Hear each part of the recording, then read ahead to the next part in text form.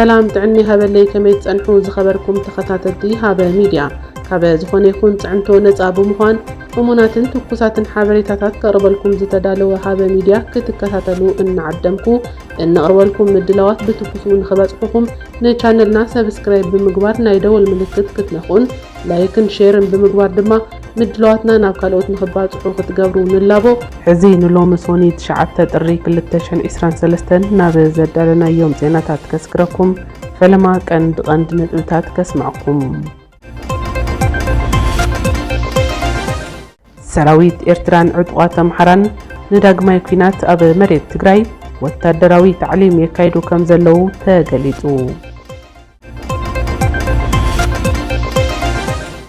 ኢትዮጵያ أب ቀረባ እዋን መጥቃዕቲ ድሮን ክፍጸማ ከም ዝኽእል ተሓቢሩ ክልከላ ካብን ናብን ጉዕዞ መንገዲ ኣየር ኢትዮጵያ ብዝምልከት ምስ መንግስት ፌደራል ይዘራረበልኹ ክብል መንግስት ትግራይ ገሊጹ ዝብሉን ካልኦት ዜናታትን ኣለውና ክሳብ መወዳእታ ምድለዋትና ክትከታተሉና ይዕድም ሕዚ ናብ ዝርዝሮም ከስግረኩም ኣብ መሬት ትግራይ ሰራዊት ኤርትራን ዕጡቋት ኣምሓራን ወታደራዊ ልምምድ የካይዱ ከም ዘለው ተገሊጹ ስምምዕነት ሰላም ፕሪቶሪያን ናይሮቢን እንትኽተም ኣብ ትግራይ ዝርከቡ ናይ ወጻእ ሓይልታት ክወጹ እዮም ተባሂሉ ዝተፈላልያ ሃገራትን ማሕበረሰብ ዓለምን ብዛዕባ መውጻእ ሰራዊት ኤርትራን ዕጡቋት ኣምሓራን ትኹረት ክገብርሉ ኣብ ምሕታት ይርከቡ እንተኾነ ግን እቲ ስምምዕነት ሰላም ካብ ዝፈረም ልዕሊ 2 ወርሒ ኣቕፂሩ እኳ እንተሃለወ እቶም ሓይልታት ግን ክወጹ ይከኣሉን እኳ ደኣስ ኣብ ልዕሊ ህዝቢ ትግራይ ግፍዕታት ቀፂሎም እዮም ዘለው ካብዚ ሓሊፉ ድማ ኣብቲ ጎቢጦም ሒዞምዎ ዘለው መሬት ትግራይ ልምምድ ከቢድ ብረትን ወታደራዊ ስልጠናታትን ብሓባርን ብተናጸልን የካይዱ ከም ዘለው ጸልእቲ ሒዞምዎ ካብ ዝርከቡ ከባብታት ትግራይ ዝወጹ ዘለው ሓበሬታታት የመላኽቱ ሕዚ ብዘለው ሓበሬታ ድማ ዕጡቕ ጉጅለ ፋኖን ሰራዊት ኤርትራን ብሓባር ኣብ ምዕራብ ትግራይ ባዕኽርን ከባቢውን ሻዕብያ በይኑ ድማ ኣብ ግንባር ገርሁ ሰርናይን ጾረናን ስልጠናታት የካይዱ ከም ዘለው ይግለጽ ኣሎ بخالي مداي دما سراويت إرترا كاب كتما عدقرات 7 كيلومتر رحقة تركب كرسبر كبابي فيا قشي ميكانايزد حيلي أتقجعو كم زركب تاقليتو أفت خبابيت أبي أديس تسفا قشت مخيام كونكريت دفاع يخوعتن ميكانايزد حيلي نفت خبابي أتقجعو كم زلون تحابيرو كاب حدث معلثات جميرو دما قطران بركت زبالو سراويتات كم زراقفن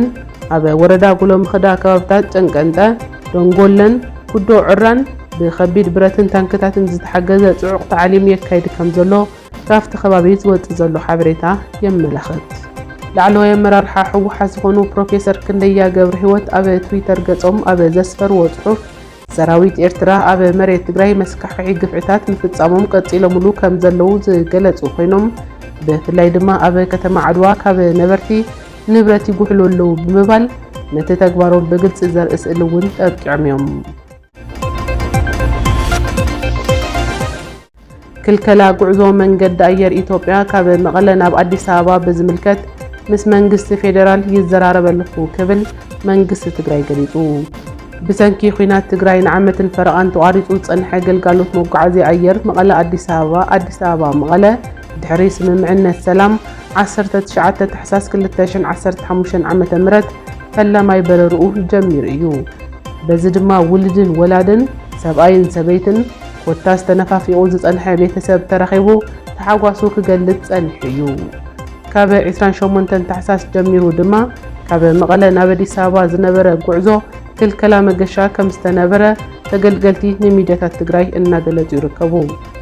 اتخل كلا كابا أرقاويان تتعونتي ورقات حكمنا زحزو تحكمتي العلوت حلفتي نحكمنا ريفرز تتصحف اللوم تحكمتي وزاي زلو لعلي 16 عامات زخونو كاب 28 تحساس جميروم كم استخلكلون بزدما كساب لوم يفتح كم زي رخبو اتسمم عنا السلام ولنا يمان مخانو يتراتر يكبلو تقلقلتي اتمنقد أير اندا قلت يركبو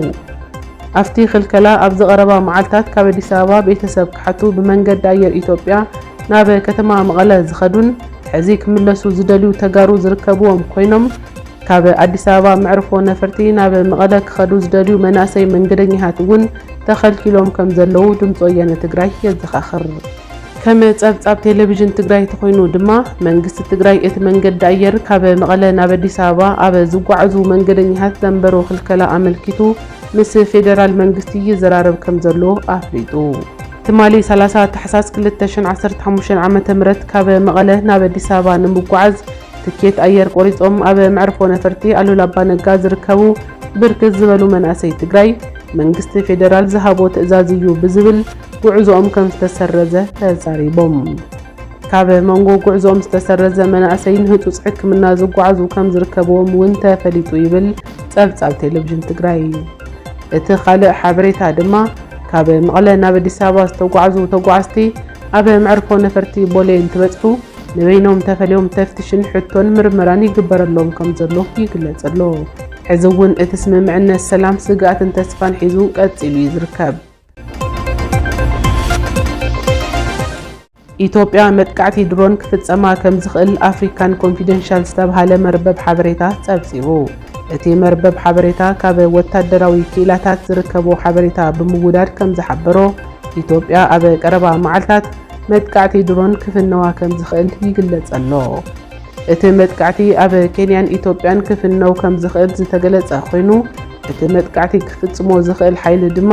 እቲ ኣብ ሶማልያ ዝንቀሳቐስ ግብረ ራዕዲ ጉጅለ አልሸባብ ከም ዝኾነ ተገሊጹ እቲ ጉጅለ ኣብ ኢትዮጵያ ወታደራዊ ትካላት ቁጠባዊ ማእከላት መጥቃዕቲ ንምፍጻም ከም ዝተዳለወን ነዚ ንምግባር ድማ ካብ ግብረ ራዕዲ አልቃይዳ እኹል ወታደራዊ ዕጥቂ ይሕገዝ ከም ዘሎን ጽዑቕ ስልጠናታት የካይድ ከም ዘሎ መርበብ ሓበሬታ ኣፍሪካን ኮንፊደንሻል ጸብጺቡ ነዚ መጥቃዕቲ እኹል ሓበሬታ ኣለኒ ዝበለ ውድብ ልምዓት መንግስቲ ምብራቕ ኣፍሪካ ኢጋድ ነቲ መጥቃዕቲ ንምክልኻል ድማ ኣብ ኢትዮጵያ ከተማ ደብረ ዘይት ጸረ መጥቃዕቲ ድሮን ስልጠናታት ይካይድ ከም ዘሎ ጋዜጣ ሪፖርተር ጸብጺቡሎ እቲ ሕዚ ብዓይነቱ ዝተፈለየ ድሮናት ተዓጢቑ ዘሎ ጉጅለ ዕጡቕ አልሸባብ ንኢትዮጵያ ጥራሕ ዘይኮነስ ንሃገራት ምብራቕ ኣፍሪካ እውን ዓብዪ ስጋት ፈጢሩለን ከም ዘሎ ተገሊጹ ኣንጻር ግንባር ናጽነት ኦሮሞን አልሸባብን በብግዚኡ ውግእ ይገጥሞ ዘሎ ሰራዊት ኢትዮጵያ እቲ ሕዚ አልሸባብ ተዓጢቑዎም ዝበሃል ዘሎ ዘመናዊ ድሮን ከቢድ ማህሰይቲ ከብጽሕ ከም ዝኽእል ነዚ ንምክልኻል ምስ ኢጋድ ብምትሕባር ይሰርሕ ከም ዘሎ መንግስቲ ኢትዮጵያ ሓቢሩ ኣብ ዝሓለፈ ግዜ እውን ጉጅለ ዕጡቕ አልሸባብ ብሸነኽ ክልል ሶማልያ ልዕሊ 100 ኪሎ ሜትር ናብ ኢትዮጵያ ሰጊሩ ብምእታው ኣብ ልዕሊ ወታደራትን ሚሊሻታትን ኢትዮጵያ መጥቃዕቲ ፈጺሙ ከም ዝነበረ ይዝከር ኣብ ልዕሊ ህዝቢ ትግራይ 23 ድሮናት ኣብ ሰማይ ትግራይ ኣዋፊሩ ኣብ ልዕሊ ሰላማውያን ሰባት ንብረትን ገዛውቲ ውልቀ ሰባትን ዘነጸጸረ መጥቃዕቲ ክትፍጽም ዝጸንሐት ኢትዮጵያ